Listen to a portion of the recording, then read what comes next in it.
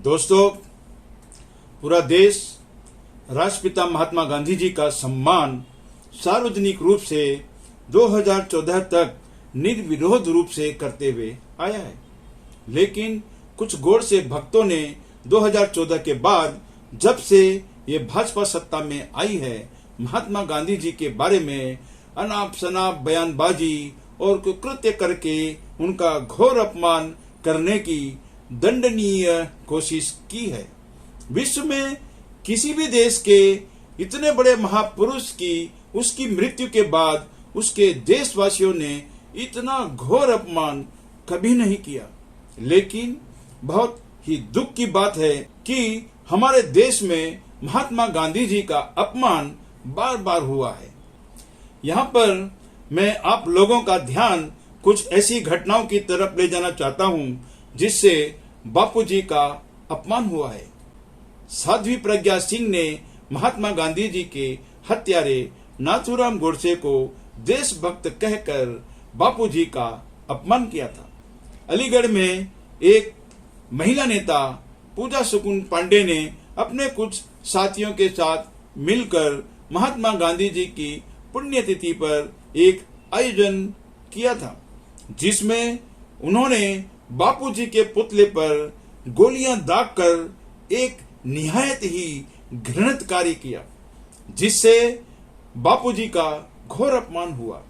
पूरा देश बापूजी के इस घोर अपमान के बाद स्तब्ध रह गया था। यह दुर्घटना एक दुखद स्वप्न की तरह घटित हुई, जिसके बारे में किसी ने सोचा तक नहीं था। इस दुर्घटना को देश भुला भी नहीं पाया था कि फिर दोबारा हुई एक दुर्घटना ने देशवासियों को झकझोर कर रख दिया। एक कथित धर्मगुरु कालीचरण ने अपने बयान में राष्ट्रपिता महात्मा गांधी जी के बारे में बहुत ही अपमानजनक भाषा में गालियों तक का अनुचित प्रयोग किया। इतना सब कुछ हो जाने के बाद भी उसने माफी नहीं मांगी, बल्कि दोबारा फिर उसी अभद्र भाषा का अनुचित प्रयोग करते हुए फिर दोबारा बापूजी का अपमान किया। पहला बयान उत्तराखंड राज्य के हरिद्वार में दिया गया था, जहां पर भाजपा की सरकार है। लेकिन उस धर्मगुरु के खिलाफ कोई भी कार्रवाई नहीं हुई और न ही किसी भाजपा नेता का कोई बयान आया। लेकिन दूसरा बयान छत्तीसगढ़ के रायपुर में दिया गया, जहां पर कांग्रेस की सरकार है। वहां पर उस धर्मगुरु की गिरफ्तारी हो जाती है, जिस भाजपा ने उसके पहले बयान के बाद से ही मौन धारण किया हुआ था। गिरफ्तारी के बाद भाजपा के कई नेता और उसकी आईटी सेल उस धर्मगुरु के समर्थन में उतर आते हैं।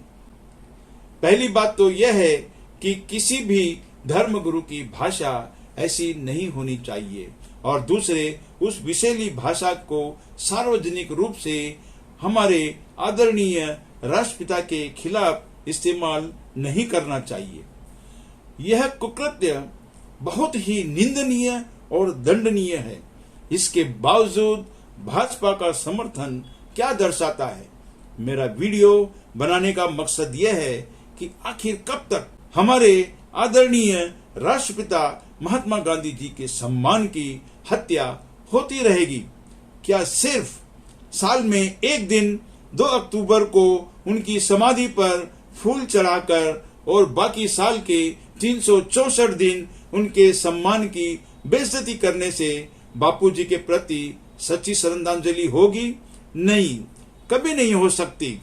यह सब देखकर महात्मा गांधी जी की आत्मा को भी बहुत तकलीफ होती होगी और शायद उनकी आत्मा रोती भी होगी कि जिस देश के लिए उन्होंने जीवन भर त्याग और बलिदान से भरी हुई एक सन्यासी की तरह जिंदगी बिताई, इतनी पदयात्राएं, अनशन और कारावास और ना जाने क्या क्या तकलीफें बापूजी ने मानसिक और शारीरिक रूप से झेला था। उनके देश के लिए ये समर्पण, त्याग और बहुमूल्य सिद्धांतों के कारण ही उनको राष्ट्रपिता का दर्जा दिया गया था। राष्ट्रपति और प्रधानमंत्री तो ना जाने कितने आए और आते रहेंगे, लेकिन हमारे देश के इकलौते राष्ट्रपिता को अगर हम सच्ची श्रद्धांजलि देना चाहते हैं तो हम सब लोगों को मिलकर उनका सच्चे दिल से सम्मान करना होगा और हमारे साधु संत समाज को भी अपनी अपनी गरिमाओं के अनुरूप ही अपनी भाषाओं पर नियंत्रण करके राजनीति से दूर रहना होगा। सरकार को भी ऐसे सख्त नियम बनाकर उनको लागू करना चाहिए कि भविष्य में कोई भी किसी के खिलाफ सार्वजनिक रूप से बयानबाजी ना कर सके। और हम सब देशवासियों को भी अपने विवेक का उपयोग करते हुए सही और गलत के अंतर को समझना होगा। इसी के साथ मैं आप लोगों से विदा लेता हूं। इस चैनल पर जो नए हैं वो प्लीज सब्सक्राइब कर लें और बेल आइकन के बटन को भी दबा लें ताकि आगे भी मेरे नए वीडियोस की नोटिफिकेशन आप लोगों को मिलती रहे। मेरा ये वीडियो पसंद आया है तो इसे लाइक, कमेंट और शेयर करना ना भूलें।